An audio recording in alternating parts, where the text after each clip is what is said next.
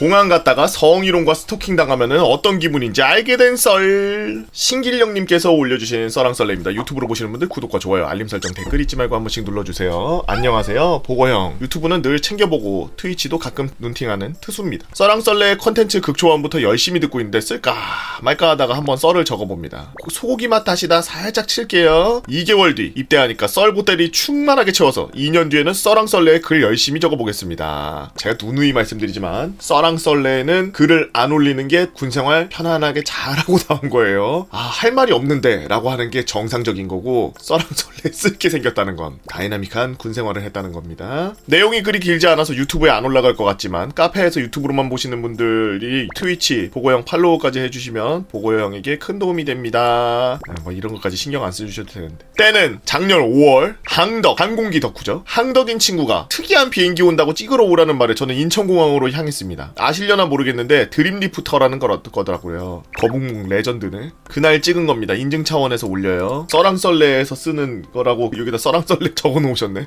근데 사진 되게 잘 찍었다. 나는 이거 그냥 저건 줄 알았는데, 인터넷에 있는 사진인 줄 알았는데 밑에 바퀴까지 하며 잘 찍었네. 대충 이렇게 생겼죠. 랜딩하는 걸 찍고 저는 이 터널에서 사진을 찍고 있던 친구를 만나기 위해 인천공항 순환버스에 올랐죠. 그런데 잘 가던 버스가 정류장에서 멈추는 겁니다. 보통 사람이 타지 않는 정류장이라 기사님들도 그냥 통과하는 그런 정류장이었죠. 어떤 사람이 버스에 오르는 거예요. 생김새를 보아하니 40대에 가까워 보이는 여성이었고 옷은 너저분했으며 스타킹도 막 다 찢어져 있더라고요. 그러던 말던 제 일도 아니고 그래서 그냥 사정 있겠거니 라고 생각했습니다. 그리고 1터미널에서 내렸죠. 그 사람이 내리지 않길래 대수롭지 않게 넘겼습니다. 계속 신경은 쓰였나 보네. 그러고는 공항철도를 타고 2터널로 넘어가서 친구를 만나고 이륙하는 사진을 찍은 후 친구랑 날이 너무 어두워서 사진이 망했네 뭐했네 푸념하면서 지하로 가는데 그 사람이 있는 겁니다. 호칭을 사람이 아닌 여자라고 하면 말이 세지는 것 같아서 사람으로 바꿨습니다. 그리고 공항 시큐리티 직원들에게 뭔가를 물어보는 것 같은데 좀 이상했죠. 공항 직원들, 특히 인천공항 직원들은 매우 친절하다고 알고 있었는데 직원들이 귀찮다는 식으로 이야기를 하고 그 사람은 계속 똑같은 걸 계속 물어보고 있는 겁니다. 근처를 지나갔는데 술 냄새도 안 나고 멀쩡한 것 같은데 왜 그러지? 해서 저는 친구에게 그 사람 이야기를 꺼냈죠. 야, 저 사람 좀 이상한 것 같지 않아? 저 사람 나도 공항 올 때 봤어. 내가 공항 온 지 몇 시간 됐는데 이 시간까지 뭐 하고 있지? 그렇습니다. 친구는 드림리프터가 랜딩하기 1시간 전부터 대기하고 있었는데 공항을 올 때 봤다는 건 그 사람은 여기 4시간째 공항에 있었다는 얘기죠. 그러니까 사진 찍는 것까지 3시간이 걸렸나봐요. 사진을 3시간 동안 찍었나봐.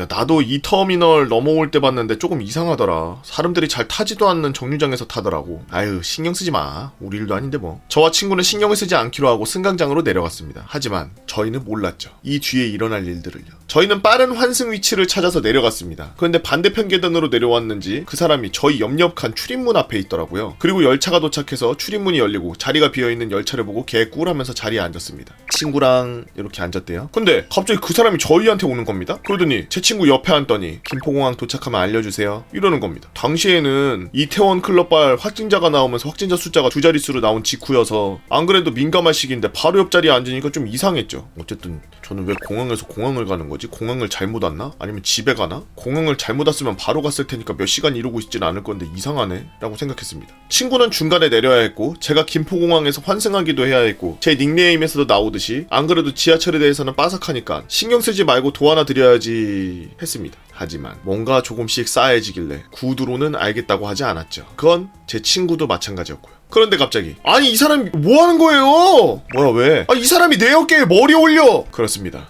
느닷없이 이 사람이 제 친구 어깨에다 머리를 팍 올린 거죠. 친구가 뭐라고 하니까 갑자기 그 사람이 벌떡 일어나더니 나는 이 자리가 좋아 라면서 제 무릎 위에 앉는 겁니다. 으아 뭐 하시는 거예요? 라고 소리치고 저는 반대편 의자에 앉았습니다. 그리고 또다시 친구한테도 똑같이 무릎 위에 앉는 행동을 하길래 친구도 으아 왜 이러시는 거예요? 그래서 덩달아서 제 쪽으로 자리를 옮겼죠. 그러더니 갑자기 그 사람이 다리를 살짝 벌리면서 실실 웃는 겁니다. 뭔 미친 사람이야? 그 사람의 어이없는 행동에 질릴 대로 질려버린 저희는 칸을 옮기자고 하고 옆자리로 옮겼죠. 열차가 출발한지라 내릴 수도 없는 노릇이었고 내리더라도 쫓아올 것 같더라고요. 그런데 아니나 다를까 그 사람이 저희를 쫓아오는 겁니다. 야 쫓아오는데 야 몰라 뭐 씨발 저딴 사람이다 있냐. 야 빨리 뒤돌아보지 마. 기어코 저희는 맨 앞칸까지 오게 되었고 그 사람도 끝까지 쫓아왔죠. 그리고는 갑자기 그 사람이 다른 사람들 다 쳐다보는 와중에 김포항까지 데려다 달라니까 왜 버리고 가는 거야! 하면서 소리를 치는 겁니다. 저희는 자리가 거의 만석인 전동차 안에서 저렇게 말을 하니까 어이가 털릴 대로 털렸고 화가 머리끝까지 났죠. 그리고 친구가 사이다를 날렸습니다. 아니 당신이 제 어깨에 머리를 올리고 저희 무릎에도 앉으려고 하면서 예의 따위는 밥 말아먹은 짓을 해놓고서 지금 와서 뭐요? 그리고 저희가 알려드리겠다는 말 한마디도 안 했는데요? 그 말을 하자 그 사람이 고래고래 막 소리 지르면서 뭐라고 했습니다. 당황해서 그런지 기억이 잘 안 나네요. 시선 집중 스포트라이트를 받은 저희는 어쨌든 이 상황을 탈출하고 싶었습니다. 운 좋게도 열차가 정차역에 정차했고 저희는 얼른 열차에서 내렸죠. 그리고 그 사람은 다시 20대쯤 돼 보이는 잘생긴 남자 옆에 떡하니 다시 앉더라고. 그리고 열차가 발차하길 앞두고 저희는 뒤쪽 칸으로 휙 뛰어서 다시 재승차했습니다. 그리고 맨 뒤로 이동해서 앉았죠. 야, 뭐 저딴 여자가 있냐? 시겁했다. 그러게 말이야. 아무리 객차간 출입문이 따로 없어도 뻥 뚫려있는 공항철도라 맨 앞에서 맨 뒤를 보기란 쉽지 않으니까 한시름 놓았지만 그렇게 피곤했는데 긴장을 하고 있어서 그런지 잠이 싹 달아나서 열차 안에서 자지도 못했습니다. 그렇게 친구를 보내고 저는 김포공항에 가까워지니 갑자기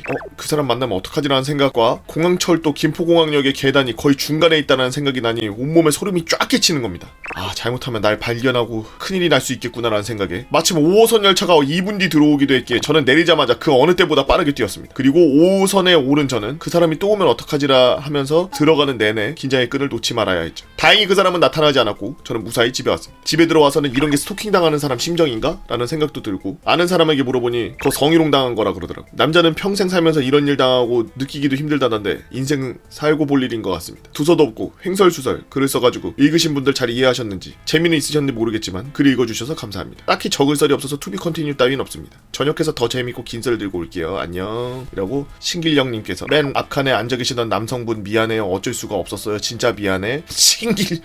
신길영님께서 올려주신 썰랑썰레였습니다.